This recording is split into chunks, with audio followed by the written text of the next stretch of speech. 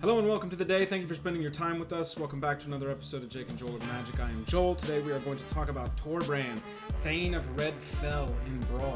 Super excited to share this deck with you. I think it's hyper aggressive and it's got such a good win rate for me right now. If I could ask you before we get started, click like, click subscribe if you're already logged into YouTube. You know Jake doesn't like you to log in if you're not already logged in. If you're here to enjoy, but if you're logged in, click a button. We'd appreciate it. Let's go ahead and talk about the deck. I'm going to show you some gameplay a little bit later. This is the man himself, Torbran, Thane of Red Fell. If a red source you control would deal damage to an opponent or a permanent an opponent controls, it deals that much damage +2 instead. So essentially this deck is a red combo deck. Okay, what we're going to do is we're going to drop a creature on turn 1, we're going to drop some creatures on turn 2 and turn 3, and then we want to jam Torbran on turn 4, swing out, and hopefully win the game right there. So what I've done is I fill up the main board with, of course, 1-drops, 2-drops, and 3-drops, and nothing other than that. I actually was running 22 Mountain at a certain time, but I found that I wasn't consistently able to hit Torbran on turn 4, which is kind of critical. Turn 4, turn 5, you really want to jam Torbran on there because the longer the game goes, the more susceptible your board gets to board wipe, and that is really one of the main weaknesses of this deck.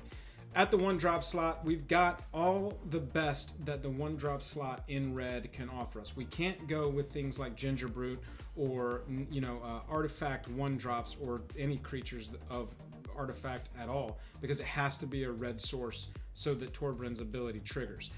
We've got Fervent Champion, Banneret, Grim Initiate, Scorch Spitter. Scorch Spitter in particular is really awesome because his ability, when it shoots, deals 3 damage, and then if he gets through himself, then he's going to do another 3 damage. 10th Street Dodger, so if we need to get through some unblockable, you try and pick creatures that also have some utility ability past just being a beater that's on curve. Torch Courier in a pinch can make our Torbran haste, and then Weaselback Redcap just because it's a fine 1-drop, nothing special, but we want to try and hit a 1-drop, a 2-drop, a 3-drop, go Torb as quickly as possible, as much as possible. Dreadhorde Arcanist, because it has Trample, the rest of that text really doesn't matter to us. Shieldbreaker, because it's 2/1 and has some utility if we need to destroy an artifact early. Fire Urchin, again, because it has Trample, we're not going to hit the rest of that text with this deck. If you notice, all creatures, or Planeswalker, and that's it. Crater Maker, because there's some utility there. Locksmith, because if it does attack, at least we're eliminating defender creatures from being able to block, and any little bit helps. If we can squeeze through damage, that's what we're trying to do. Immolation Shaman, it's a 2-drop with word soup on it. Mostly we don't use the abilities. If the game goes long, I suppose you could activate it for 5, but it's unlikely that you get to a point where you see you're activating that for 5 and you're winning. Ornery Goblin, because all of the little 1-butts that the opponent can drop get aced by this thing. It's so good in this deck because it aces the creature before it even can get stopped. Rimrock Knight, you can use the instant again to put more damage through. It would add 2 more damage on top of everything else, but it's a 3-face on a 2-drop, so that's really what we want to see. Robber of the Rich, because it's got haste, it's got reach. The rest of it is a bunch of word soup about casting one of the cards off their library that you exile. It's very unlikely that we use that because we try to win faster.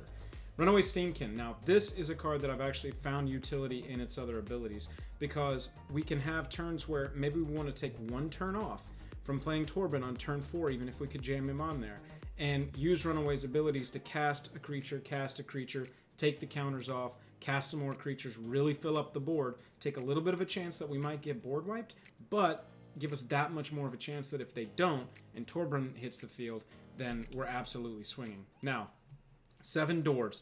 Seven Dwarves has been a strange MVP for me in this deck. 2 of these onto the battlefield turn 3/3, 3 on the battlefield 4/4, and so on. It's not uncommon to see 3 of these in a match. I've had it happen multiple times. They turn into 4/4s swinging in very quickly, and then when Torbran drops in, they're doing 6 damage each. It's huge. These add a lot of consistency to the deck that when I jammed them in, I was like, well, at least we know we're going to have solid 2-drops that if I get multiples grow each other. And like I said, they've been an MVP. Tybalt's Rager, because if it dies, 1 damage becomes 3 damage to any target, taking more advantage of Torbran. Unchained Berserker, it's a fine 2-drop. It attacks us, has a 3 face, which we already like in this deck. Pro White is just a benefit, you know, if they happen to have a white creature, it can't block it. Ember Hauler, because it's got some utility, 2 becomes 4 with Torbran on the field. Mask of Immolation, same thing, sacrifice the creature, 1 becomes 3, and it brings a creature to boot. Going back up, looking at our 3-drops, Bone Crusher, the left side, 2 becomes 4, and it's a 4-face just to punch in. Clamor Shaman keeps one of their creatures from blocking, which can be huge on our attack.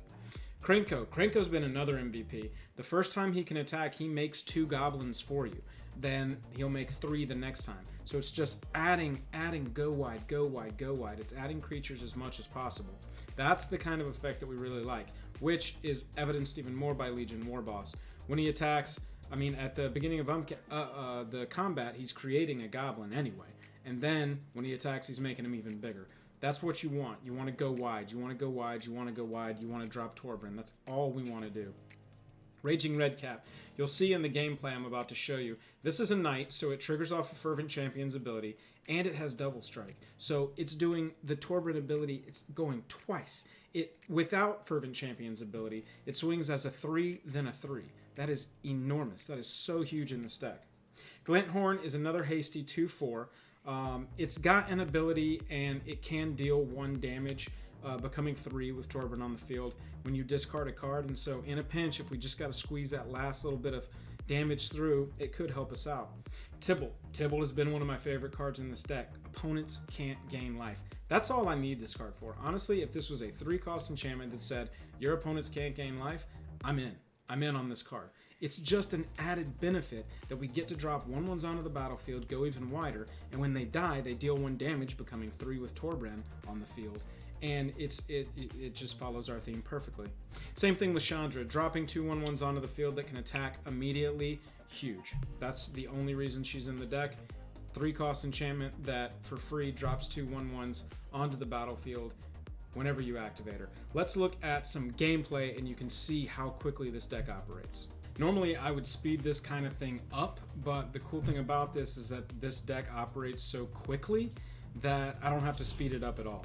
We mulligan that opening hand because we didn't have a 1-drop in it, and it's worth it, especially since you get a free one in Brawl, to keep on curve. You want a 1-drop, a 2-drop, and a 3-drop so that you have as many creatures as possible before Torbran hits the field.